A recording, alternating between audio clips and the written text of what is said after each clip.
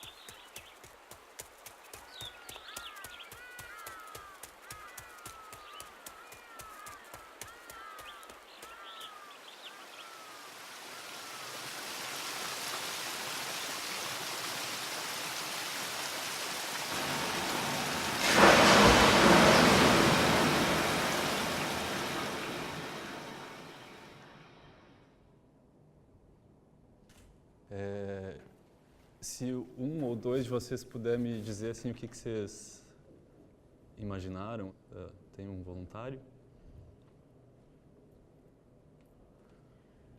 Parece, não sei, a sensação que eu tive é que tinha alguém caminhando numa floresta, assim, como se fosse indo para algum lugar e depois pelo som parecia que a pessoa tipo, chegou na praia. Não sei porque eu tô com vontade de ir pra praia. Mas, e daí ficou mais rápido e teve uma hora que teve um barulho que deu sabe?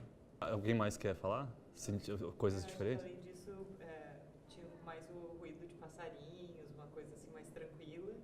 E aí veio não sei se uns patos, uns gansos e umas abelhas, assim, e aí a pessoa sai correndo e vai pra praia correndo, né? Olha. Das abelhas. Posso fazer? Não, claro, com certeza. A primeira vez também, quando o Céu mandou pra mim, fiz o teste e tal, pra ver se estava tudo ok ontem, né, ainda na noite. E agora ouvindo de novo, assim, a percepção é outra. Eu também. Porque agora a sensação, assim, é que já tem também uma atmosfera de temperatura, assim, quando eu estava ouvindo, sabe? Ontem foi uma coisa, agora hoje já estava percebendo assim, puxa, tá, ok, tem uma floresta, um piso com folhas, alguma coisa assim, mas já senti uma coisa mais fresca, assim, de floresta, um frio de floresta, e ao mesmo tempo eu me questiono, assim, pra mim é um tibum que a pessoa dá no final, assim, numa cachoeira, alguma coisa assim, ao mesmo tempo eu me questiono assim, puta, mas tava frio, assim, por que eu vou dar esse tibum, assim, nessa água fria, assim, de uma vez? Eu achei que era chuva. Então, cada um escutou coisas diferentes e coisas que têm a ver, primeiro, assim, com aquilo que a gente está enterrado no momento, com os sentidos, o que o Bruno falou é super legal, né? Temperatura, né?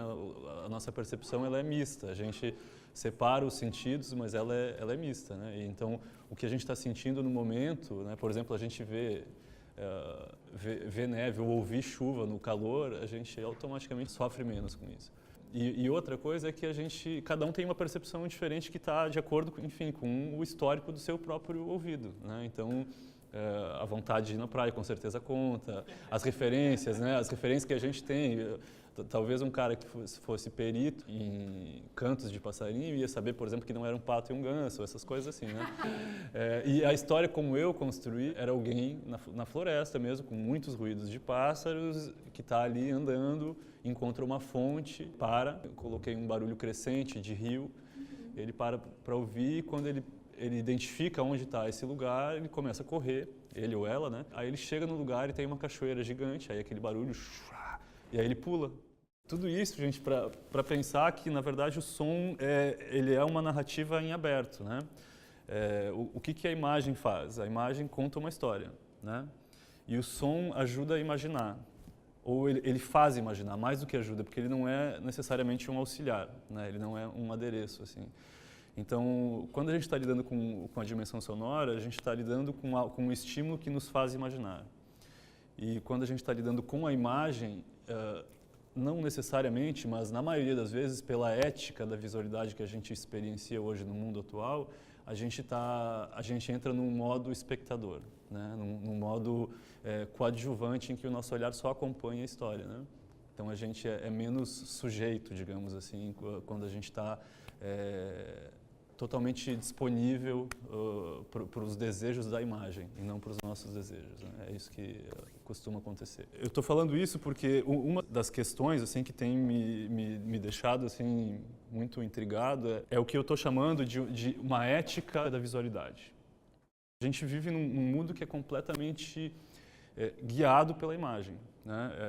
E quando eu digo guiado pela imagem, não quer dizer só que a gente consome muita imagem, não quer dizer que a gente tem um zilhão de imagens disponíveis no YouTube, no Google, outdoors pela cidade inteira, televisão, séries, não é só produção de imagens, mas a gente vive uma ética mesmo da imagem, que é uma ética da aparência, né? Do consumo, quer dizer, a gente consome as pessoas, a gente consome tudo à nossa volta através de um conceito, né? É uma imagem, a gente tem uma imagem, então eu olho para ti, eu te escaneio, né?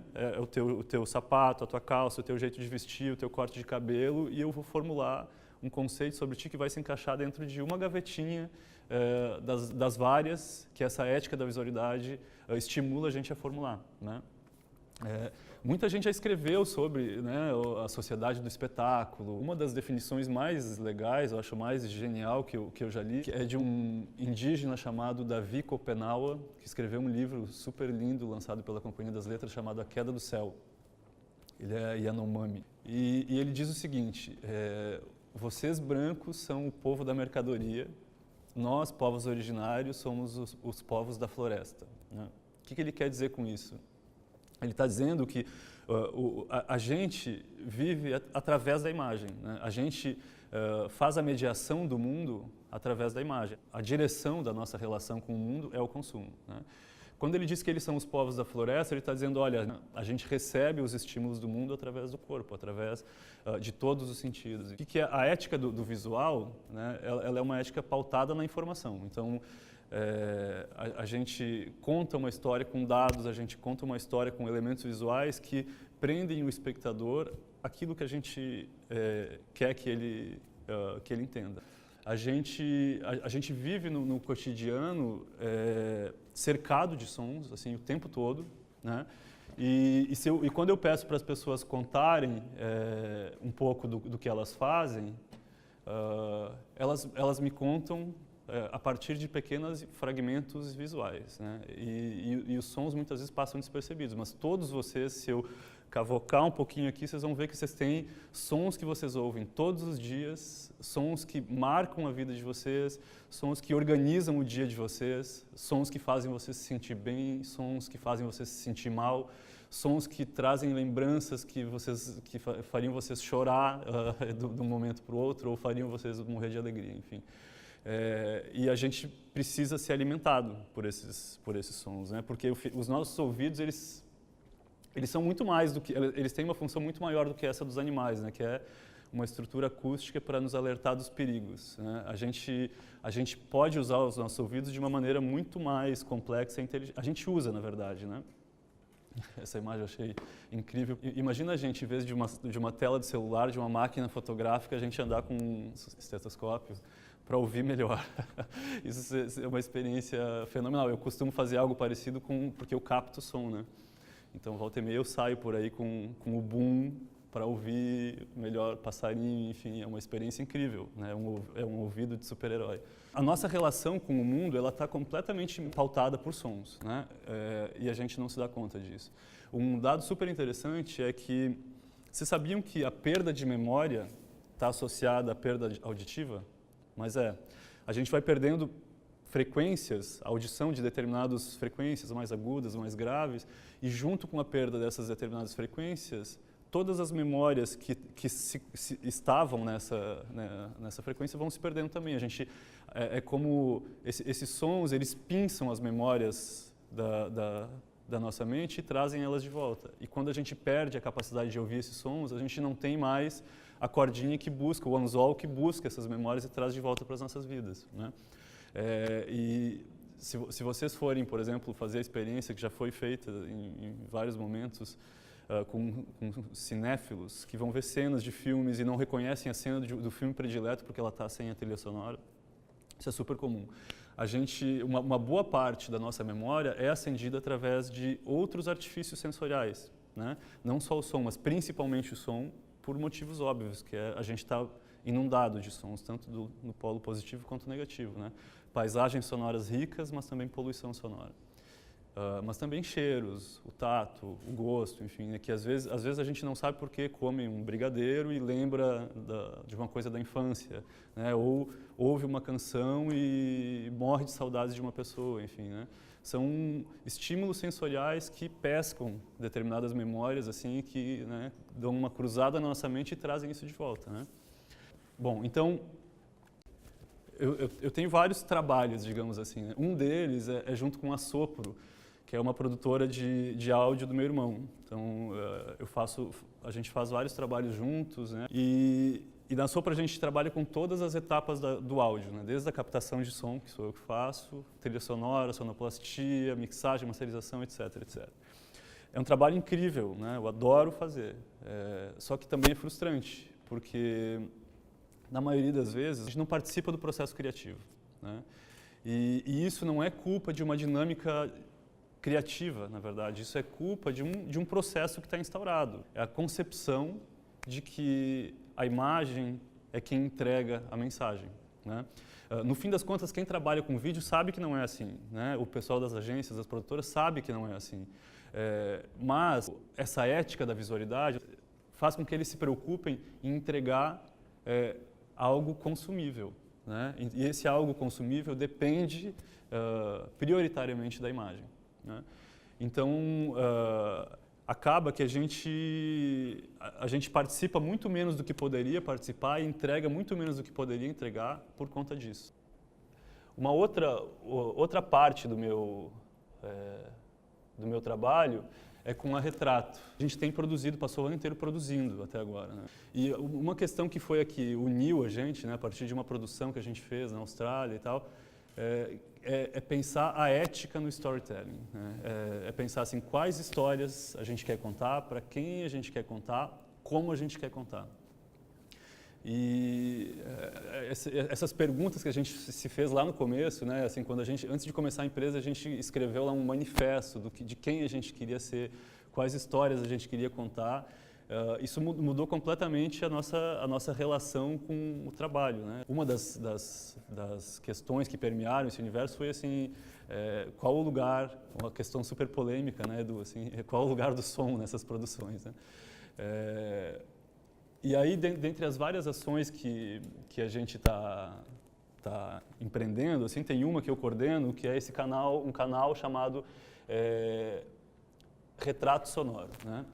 Então, quando a gente se perguntou lá no começo, assim, que histórias a gente queria contar, a gente identificou que o mundo está super populado por determinadas histórias e está desabitado no que diz respeito a outras histórias. Então, existe um desequilíbrio narrativo muito grande, né? Então, não adianta eu ou você escrever e fazer pequenas ações contra o racismo, por exemplo, ou contra o machismo, ou contra o consumo desordenado, quando 1 zilhão de imagens são exibidas diariamente dizendo o contrário. Dizendo que, por exemplo, a beleza é da mulher loira de olho azul, super magra, que o branco é mais bonito do que o preto, que o homem é mais forte do que a mulher, e tudo isso por motivos, enfim, óbvios de consumo, quer dizer, é um hábito que se criou, né? Então a gente decidiu que queria lutar, a nossa causa é lutar contra esse desequilíbrio narrativo, é a gente produzir narrativas alternativas às narrativas do consumo, e a gente aqui não está fazendo uma guerra contra o consumo, mas pensando em outras formas de consumo, um consumo estimulado também pelo ouvido, pelos sentidos, e não só por essa ética da aparência, enfim, né? Então foi baseado nisso que a gente formulou o conceito, escreveu um projeto e tem filmado os pilotos de um canal, um vertical, na verdade, do portal que a gente ainda pretende lançar o ano que vem, chamado Sonoro, né? o tema desse canal é o despertar do ouvido. Então, tudo que a gente faz nesse canal, são várias ações diferentes, estão voltadas para isso que eu chamo de despertar do ouvido, que é a gente se relacionar com o mundo também através do ouvido, a gente deixar de se relacionar com o mundo só através da imagem, mais do que só através da ética do visual, né? Essa ética da aparência, essa ética que me permite dizer, permite que as pessoas digam, por exemplo, eu jamais me casaria com uma mulher transexual, né? Quando eu digo isso, eu estou me referindo a uma imagem, né? Eu estou dizendo, olha, eu jamais me casaria com o conceito de uma mulher transexual. Agora, se eu tivesse essa mulher transexual na minha frente aqui e eu tivesse disponível sensorialmente para perceber ela, eu poderia sair desse conceito e mudar minha posição radicalmente, sentindo o cheiro dela, ouvindo o timbre da voz dela, ouvindo os trejeitos, os gestos, as inseguranças, enfim, eu estaria me relacionando com ela através dos sentidos, pelo corpo e não mais através de um conceito, né? Então, a ideia do despertar do ouvido é usar o som como uma espécie de metáfora, né, para um despertar também da consciência mesmo. Assim, a gente se relacionar com o mundo através do corpo, se relacionar com o mundo tentando superar as caixinhas da visualidade. E eu não estou fazendo uma guerra contra a imagem, mas eu estou pensando que a gente não precisa ser guiado pela imagem, a gente tem que se espraiar nela, usar ela como um artifício poderoso que ela é, mas de uma forma mais consciente, né? É um pouco isso. Então, o Sonoro tem várias ações. A gente tem um podcast que chama Sound Lovers, que são histórias de amor, e não só de amor, mas que começaram com um som, com uma manifestação sonora. A gente tem um programa de música que estimula a música autoral, que chama Floripa Sessions. A gente já gravou com vários músicos, assim, estilo Berlin Sessions, Mahogany Sessions, com uma pegada nossa. Enfim, a gente gravou com pessoas super legais até agora e ainda vai gravar com vários, né? E a gente também tem uma série chamada Soundscape, que é uma série de documentários. A primeira temporada tem 5 episódios, a gente já filmou o piloto, assim, e tá em fase de finalização desse piloto. E aí tem os outros 4 que já estão conceituados, digamos assim, e semi-roteirizados, né? Essa série são pessoas que têm algum tipo de desvio na escuta, né? Então tem um cara que não conhece o silêncio porque houve um zunido perpétuo na vida dele. Tem um outro cara que ouve demais, não conseguia viver em São Paulo porque ouve demais, né? É o homem que ouvia demais. Tem um maestro que tem um ouvido absoluto e ele consegue identificar a altura musical de tudo, qualquer som, né? Tem um fotógrafo que fotografa o silêncio, né? É a busca dele, ele está sempre fotografando coisas mortas, enfim, que são o silêncio. E tem um músico erudito que tocava com partitura, enfim, que ficou cego, né? Então, são todas pessoas que têm alguma singularidade perceptiva, né, que poderia ser considerada, sei lá, uma doença ou uma habilidade, mas que fez com que elas se relacionassem com o mundo de uma maneira diferente. Esse cara, por exemplo, que é o que a gente filmou, que tem esse ruído no ouvido, ele fala, às vezes, disso como se fosse uma disability, né, um defeito de fábrica que ele veio, assim.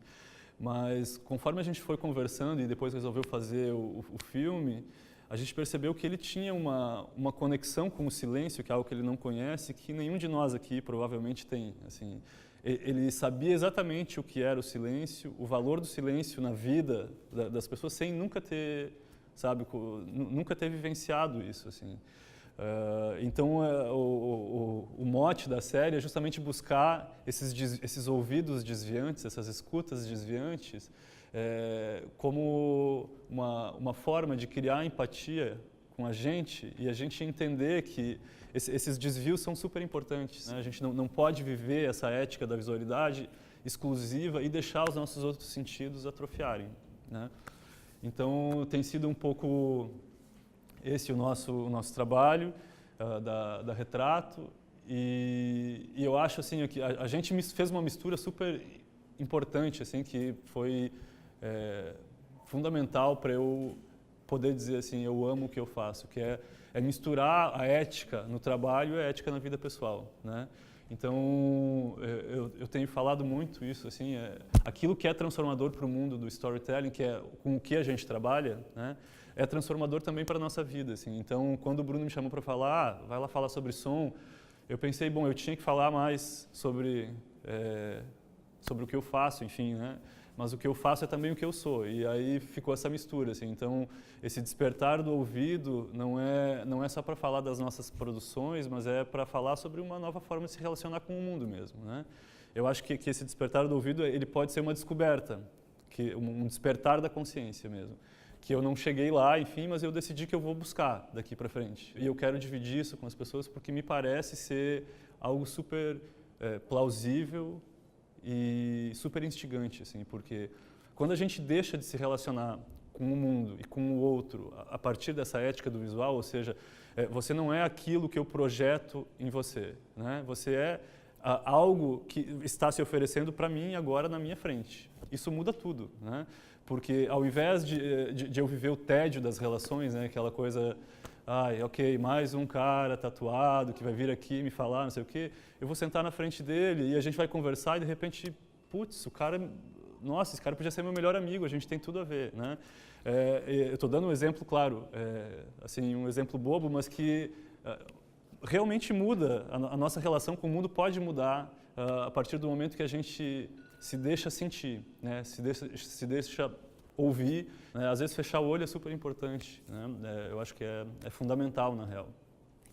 Então eu acho que ouvir para mim realmente é uma arte e eu convido, assim, acho que essa é a mensagem da minha fala hoje, eu convido todos vocês, eu included, para ser artistas da escuta, né? A gente ouvir mais, simplesmente, e eu acho que isso pode ser transformador. Tá, gente? Obrigado. Obrigado pela presença.